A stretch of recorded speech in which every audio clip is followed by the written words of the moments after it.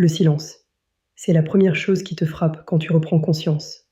Ce n'est pas le silence habituel d'une chambre d'étudiant, souvent haché par le bruit d'un ventilateur d'ordinateur qui surchauffe ou par les notifications incessantes d'un groupe WhatsApp, de projet de groupe.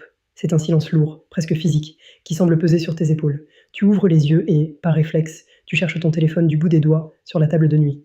Tu t'attends à voir une alerte, un rappel pour un cours magistral à 8h30 ou le stress d'un rendu de dossier avant midi. Mais rien, l'écran est propre.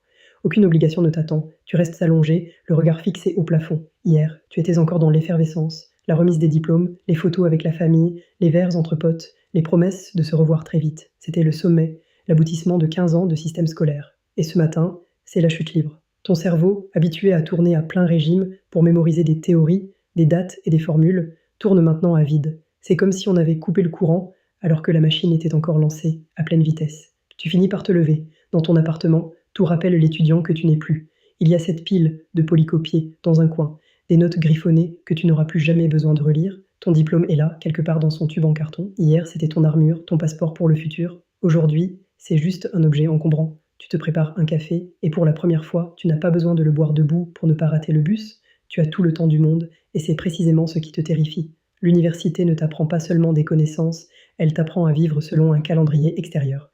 Elle te donne un rythme, une identité, un groupe social. Sans t'en rendre compte, tu étais devenu un professionnel du statut d'étudiant. Maintenant que le diplôme est en poche, ce statut s'est évaporé en une nuit.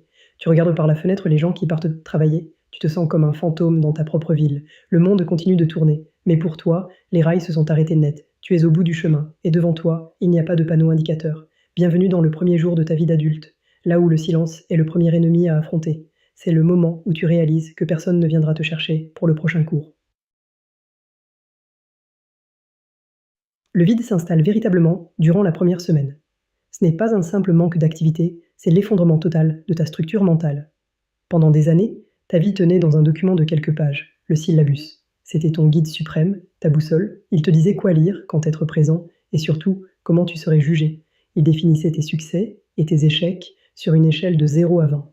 Ce matin, tu réalises avec effroi que le monde réel n'a pas de syllabus. Tu es face à une page blanche qui ne sera jamais notée par un professeur, mais par un marché du travail froid et invisible. Tu ouvres ton ordinateur par automatisme. Tu te connectes sur ton portail étudiant, mais un message d'erreur s'affiche. Tes accès expirent. C'est le premier signe concret de ton expulsion du système. Tu te sens comme un intrus. Le cadre rassurant des modalités de contrôle des connaissances a disparu. Dans la vie active, il n'y a pas de session de rattrapage. Si tu rates une opportunité, elle s'efface. Tu commences à ressentir ce fameux chaos mental. Cette petite voix dans ta tête qui te souffle que ton diplôme est un malentendu, une erreur administrative, et que tu ne sais absolument rien faire d'utile. Ta journée devient une matière élastique. Sans les cours magistraux, les heures s'étirent de façon angoissante. Tu essaies de te créer ton propre emploi du temps. 9h, recherche d'emploi, 10h30, sport, 14h, réseau. Mais sans la pression d'une deadline universitaire ou la menace d'une absence injustifiée, tout semble optionnel. La procrastination n'est plus un plaisir coupable de fin de semestre, elle devient une fausse commune. Tu réalises que l'école t'a formaté pour obéir à un calendrier externe. Aujourd'hui, tu es le seul maître à bord, mais tu n'as ni boussole, ni sextant. Ce vide est aussi social. Tes amis, ceux avec qui tu partageais chaque galère, commencent à se disperser. Certains retournent chez leurs parents, d'autres disparaissent dans les premiers stages. Le groupe, ce socle qui te permettait de te définir, s'effrite. Tu te retrouves seul face à ton écran, à scroller des offres d'emploi qui semblent écrites dans une langue étrangère. Tu cherches des repères, des instructions, un signe, mais le silence du vide est la seule réponse. Le saut dans le vide continue, et tu te demandes encore quand tu toucheras le sol. La traque commence, et elle transforme ton salon en une cellule de crise. Ta nouvelle mission est simple mais épuisante. Réduire ton existence, tes passions et tes 5 années de sacrifice à un fichier PDF de 2 pages. Le CV. Tu passes des heures à ajuster les marges, à tester des polices de caractère, à peser chaque mot pour paraître professionnel, tout en restant authentique. Tu transformes tes projets de groupe ratés en expériences collaboratives réussies et tes nuits blanches en capacité à gérer le stress. Tu es en train de créer un produit marketing dont tu es la marchandise. Chaque envoi de candidature est une épreuve émotionnelle. Tu cliques sur envoyer et tu attends. Le silence du marché du travail est bien plus brutal que celui d'un amphidésert. C'est le silence des algorithmes et des mails automatiques qui te répondent 3 semaines plus tard avec la même froideur. Bien que votre profil soit intéressant, nous avons décidé de ne pas donner suite. Ces refus s'accumulent comme de la poussière. Tu commences à douter du système. On t'avait promis qu'après le dernier niveau, après le boss final de la soutenance, la porte s'ouvrirait d'elle-même. Tu découvres que la porte est verrouillée et que tu dois apprendre à crocheter la serrure. Tu passes tes journées à observer la réussite apparente des autres sur LinkedIn. Ces posts pleins d'enthousiasme, je suis ravi d'annoncer que je rejoins l'équipe de...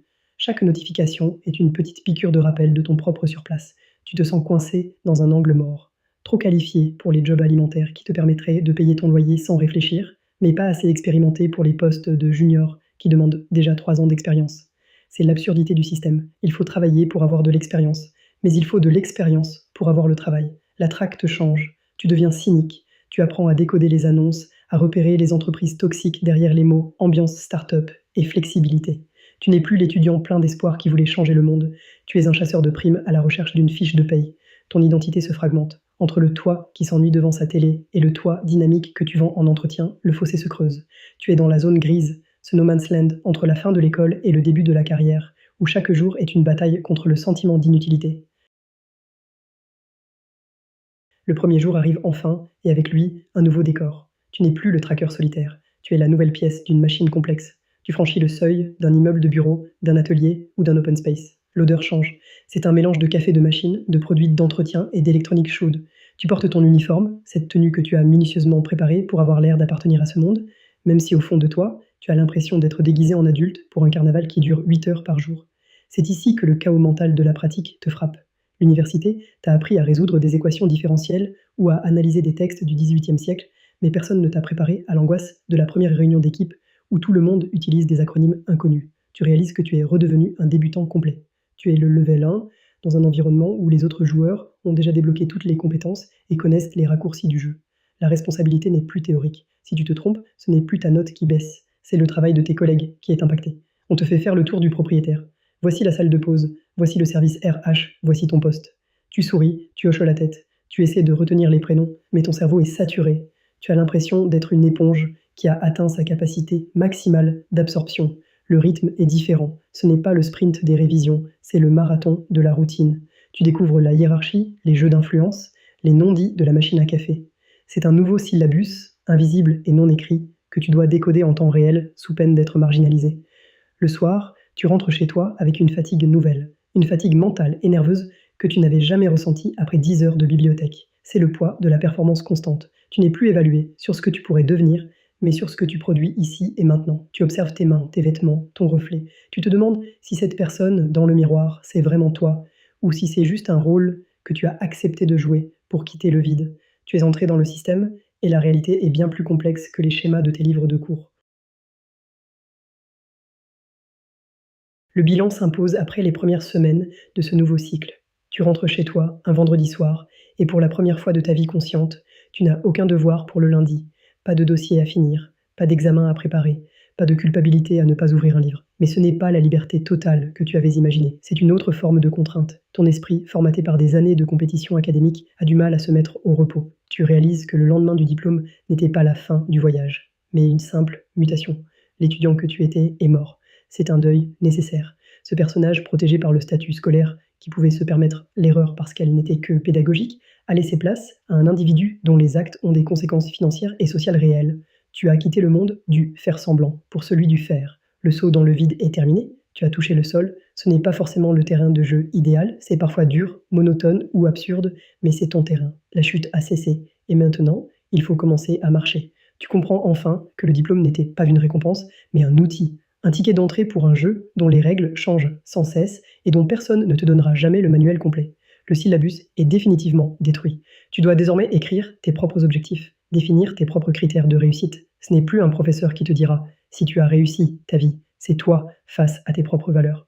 C'est une liberté vertigineuse, bien plus effrayante que n'importe quel examen final.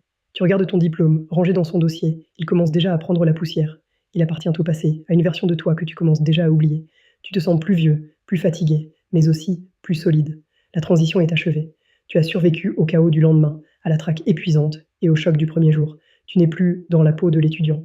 Tu es dans la tienne, avec toutes ses incertitudes et ses possibilités. Le prochain chapitre n'a pas de titre prédéfini, et c'est sans doute la meilleure nouvelle de ta journée. Tu es enfin le seul auteur de ton script.